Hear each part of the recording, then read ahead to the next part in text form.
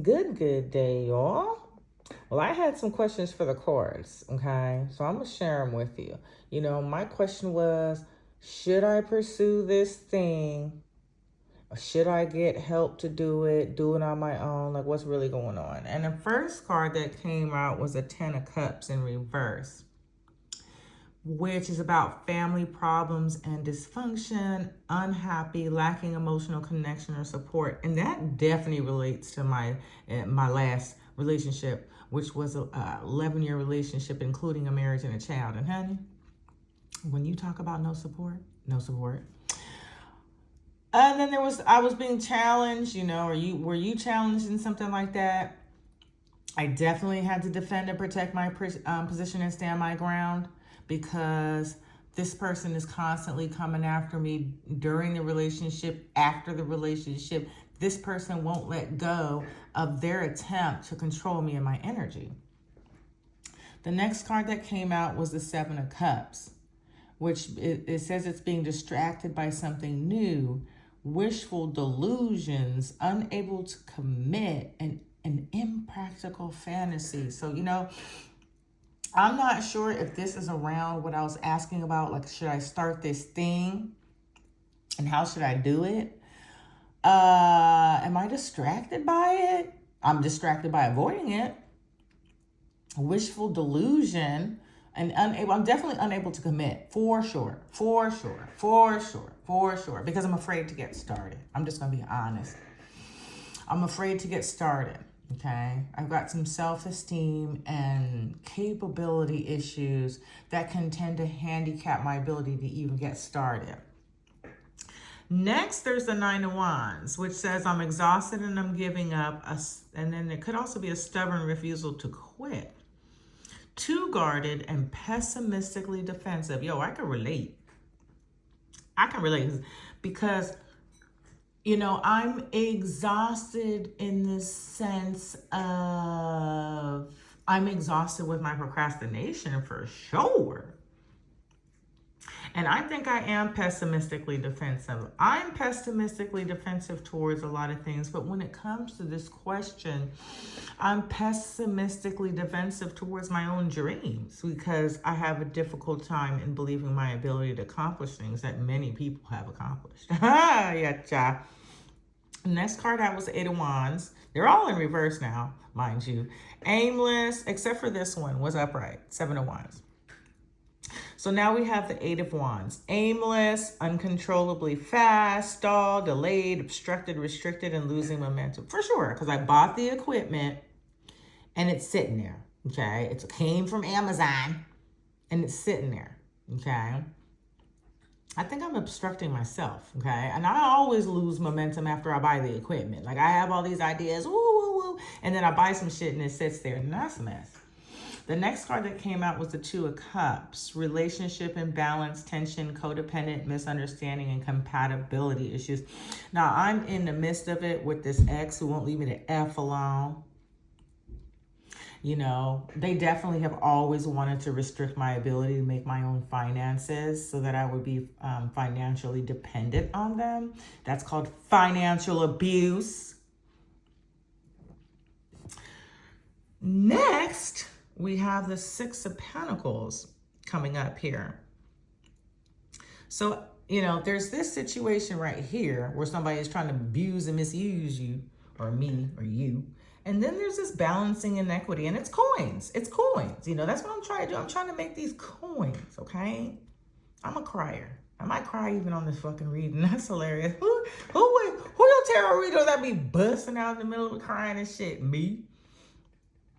So there's balancing inequity, okay? Charity and aid, generosity, sharing resources and material and spiritual balance. And I guess that's what I'm really seeking from learning this new skill. It's a money-making skill, Next, there's poverty, material and financial loss, poor health, outcast, in despair, and spiritually bankrupt. Like, why would that come after that? Maybe while this balancing is happening, I'm still in this energy, right? Because I'm definitely suffering some material and financial loss, right?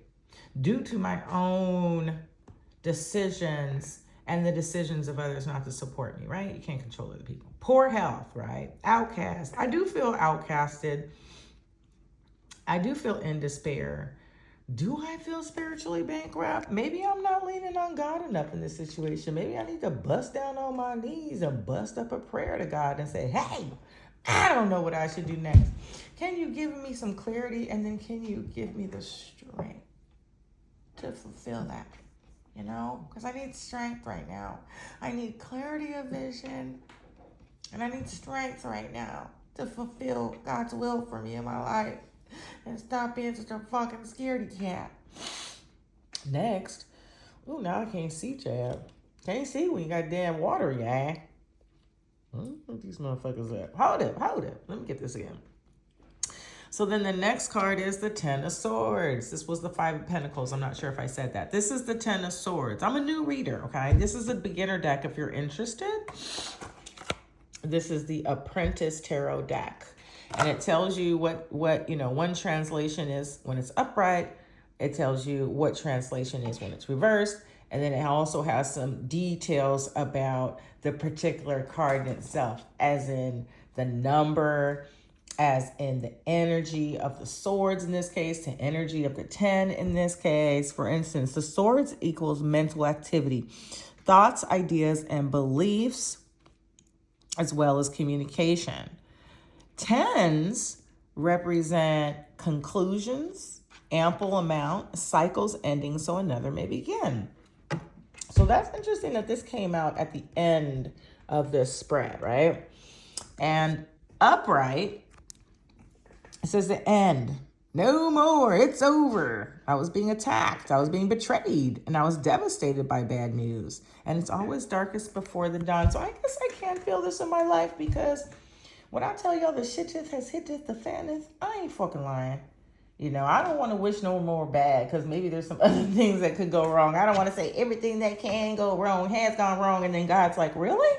Well, let me show you some more. Let me not do that. I don't want to do that. I'm not playing with God. I'm not playing with the heavenly host. I ain't requesting no drama. However, the Ten of Swords does represent, the darkest before the dawn. So I can just say this. I hope it is, baby. Because it's gotten dark,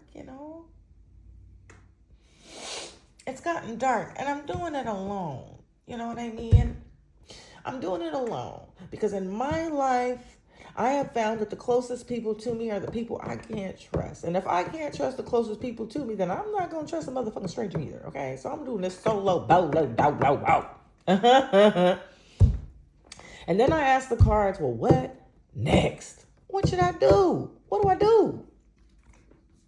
The first card that came out is the Ace of Swords, which means mental strength and courage. I do need courage. Clarity, a new idea and strategy. I do need God to clarify, the strategy. I need some strong communication from maybe to God, to a declaration. Maybe I need to make a declaration, not sure. The card after that came out was the High Priestess. Intuitive awareness, trust your inner voice. Boy, do I want some calm and some still silence. I need to contemplate the mystery. I'm about to get out here, take a shower, and jump in my car and drive some Uber so I can stop thinking about my damn self, okay?